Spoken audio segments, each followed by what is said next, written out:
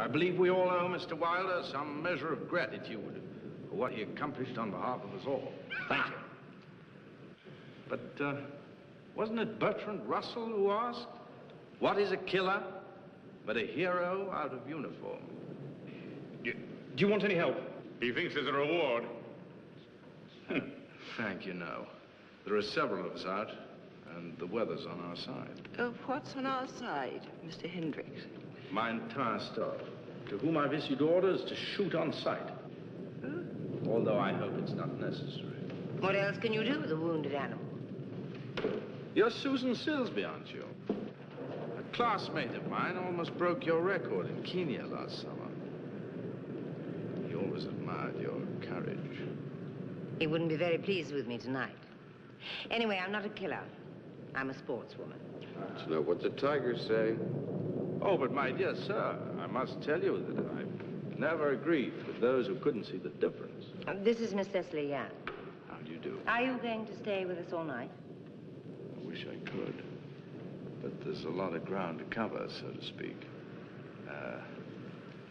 Miss Young, do forgive me, but a colleague of mine testified in a fascinating case in London involving... Just kill or be killed, Dr. Freud. What are you talking about? I don't mind, Susan. I was the girl who was dancing at the Cozy Club in London, who the manager doped and tried to attack in his office. Having no other course of action open to me to prevent him from accomplishing his unspeakable intentions and seeing his gun on the desk, I gave it to him, right in the face. Self-preservation's the first rule, certainly. How many times? 6. As I recall, the condition of the body was somewhat mutilated when they found it. After the shots, I fainted. I never remembered anything after that. Oh, understandable, certainly. Yes, well now. And what about Mr. Paul Jones? He's a songwriter from the United States. How do you do? Fine, thank you. Well, very often we know a man by his creative efforts. What's your latest work? A love song. It's called You Scratch My Back and I'll Scratch Yours. Look, before you start, let me tell you. I used to put red ants in with black ants, and, oh, yes, once I killed a skunk on the Taconic State Parkway. But if your cat decides to show up, don't count on me, because it was all a long time ago, and I've hung my guns up for good. Oh, but I can count on you, Mr. Jones.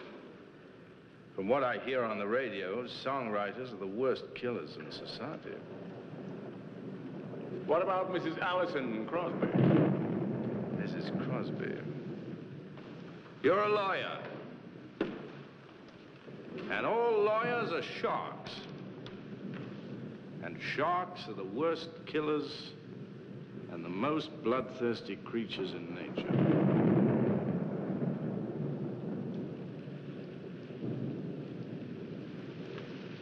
Well, I really shouldn't stay any longer.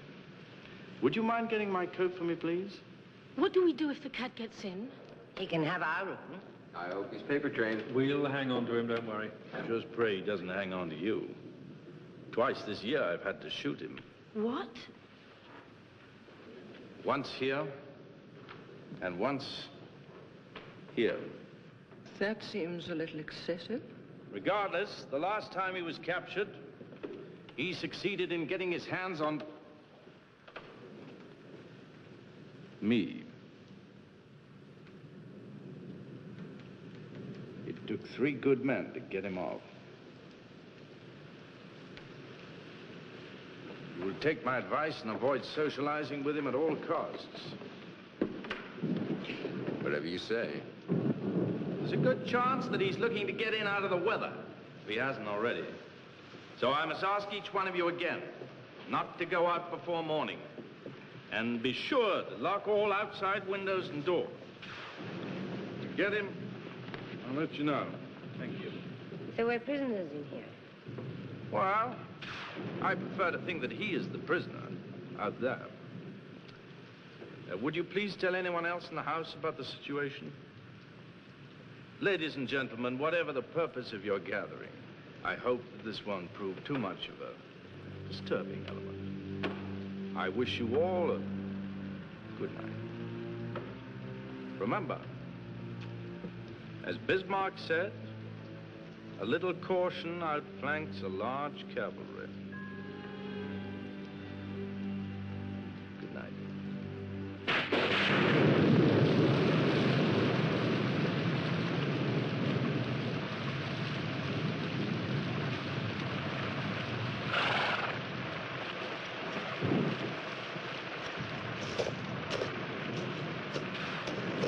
Now, check all the doors and windows.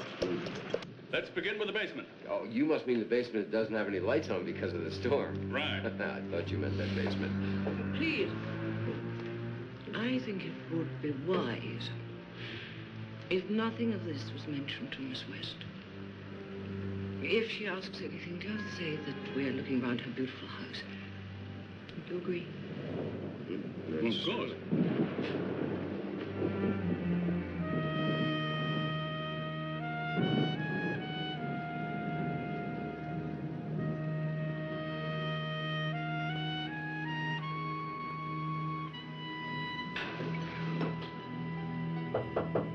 Come in. Just wanted to see if you're okay. Sure, I'm fine.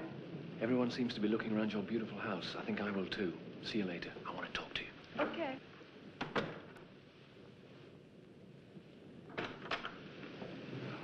I just wanted to see if everything was all right. Everything is fine. You're not nervous, are you? No. Good.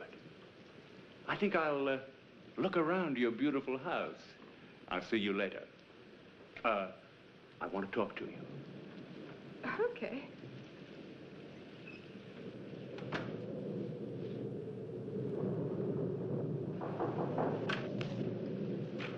Just wanted to see if you're all right.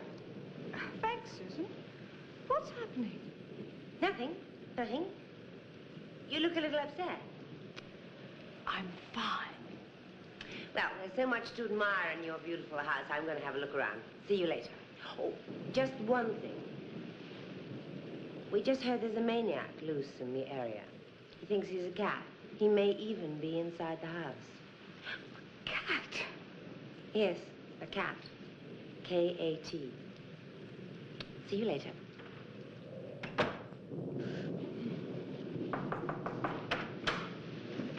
Hi. Oh, Chilly here. You, it's bad luck for an heiress to catch a cold on her first night? Like brides. I never heard of that. Oh, sure, they take half your money away. It's a local ordinance. Maybe that's why you never heard of it. Well, you're very sweet to be so concerned. What kind of a fortune hunter would I be if I didn't look into these things? Paul, I don't catch colds easily, and I am not allergic to cats. Susan. I'll never tell. Well, it's nice to know who your relatives are. I'm sure she exaggerated.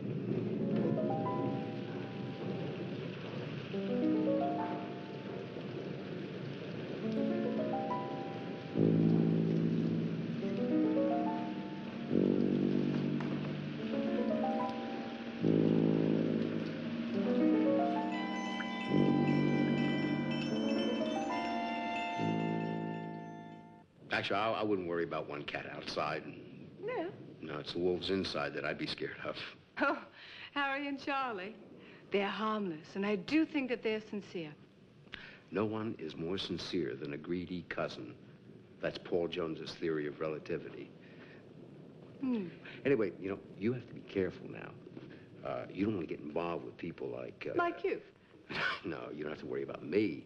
I admit I'm after your money. Paul, please be careful. Do not fear. Tonight the mouse will outfox the cat.